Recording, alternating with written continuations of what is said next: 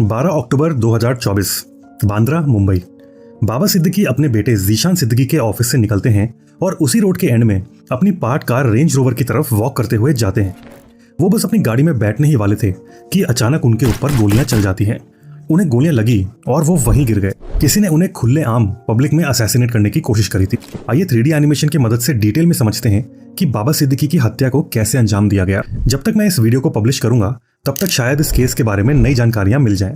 इससे पहले कि हम बाबा सिद्दीकी के असैसिनेशन अटेम्प्ट को होते हुए खुद अपनी आंखों से देखें, चलिए एक बार ब्रीफ में समझ लेते हैं कि बाबा सिद्दीकी है कौन।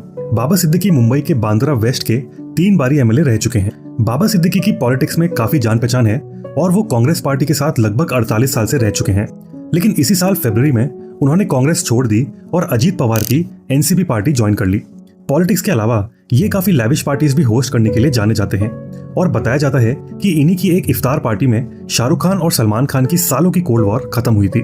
इससे पहले कि बाबा सिद्दीकी पर शूटिंग हो, मैं आपको कुछ इंपॉर्टेंट लोकेशंस बता दूं। यह है बाबा सिद्दीकी के बेटे जीशान सिद्दीकी का ऑफिस। इसी रोड के एंड पर यहाँ एक पंडाल है जहाँ दुर्गा विसर्जन का जश्न मनाया जा रहा था। यहाँ बाबा सिद्दीकी की गाड़ी रेंज रोवर खड़ी है और इसी के सामने एक ऑटो में 4 शूटर्स बाबा के इंतजार में बैठे हैं। इनके चेहरे हैंकी से कवर्ड हैं और इनके पास एक पेपर स्प्रे है और 9mm की पिस्टल है। खैर, बात है 12 अक्टूबर की लगभग रात के 9 बजे। बाबा सिद्दीकी जीशान के ऑफिस से निकलते हैं और अपनी रेंज रोवर की तरफ जाते हैं। आपको ये बता दूं कि ये एक बिजी इलाका है और दशहरा की सेलिब्रेशंस की वजह से यहाँ पर बहुत पटाखे फूट रहे हैं। इसलिए ये मौका शूटर्स के लिए बहुत आइडियल था, क्योंकि पटाखों के शोर में लोगों को शूटिंग की आवाज सुनाई नहीं देगी, जिसकी वजह से शूटर्स आराम से ये कांड करके भाग सकते हैं। अब जैसे ही बाबा अपनी कार के पास पहुंचे, शूटर्स ने एकदम उन पर गोलियां चलानी शुरू कर दी। लगभग 6 गोली बाबा पर चली, जिसमें से उन्हें 4 गोली लगी, 2 उनकी छाती पर और 2 उनके पेट पर। इसी शूटिंग में उनके असिस्टेंट को भी गोली लगी और 1 गोली उनकी कार पर भी लग गई। बाबा सिद्दीकी शूटिंग की वजह से वहीं गिर गए और उनके शरीर से बहुत खून बहने लगा। कांड करके शूटर्स इस दिशा भागने लगे और ये सब देखकर आसपास के लोग इन शूटर्स को पकड़ने के लिए दौड़े।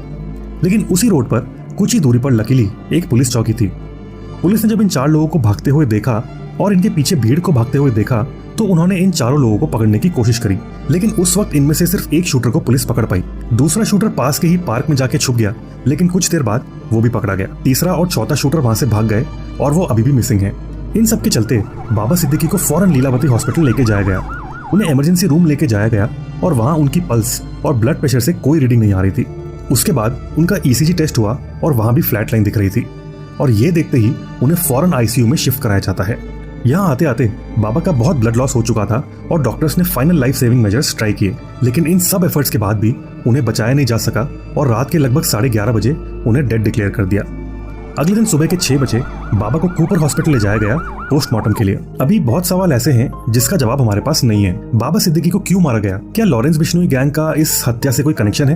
क्योंकि रिसेंटली अभी न्यूज में आया था कि लॉरेंस बिश्नोई गैंग ने सलमान खान पर गोलियां चलाई थी और उन्हें मारने की कोशिश करी थी। और सलमान खान और बाबा सिद्दीकी बहुत क्लोज फ्रेंड्स थे और बाबा सिद्दीकी की वाई सिक्योरिटी होने के बाद भी उनकी हत्या कैसे करी गई? अब इन सब सवालों का जवाब हमें आने वाले वक्त के साथ ही पता चल सकता है। वीडियो अच्छी लगी तो प्लीज लाइक, शेयर और सब्सक्राइब जरूर कर देना। मिलते हैं अगली वीडियो में।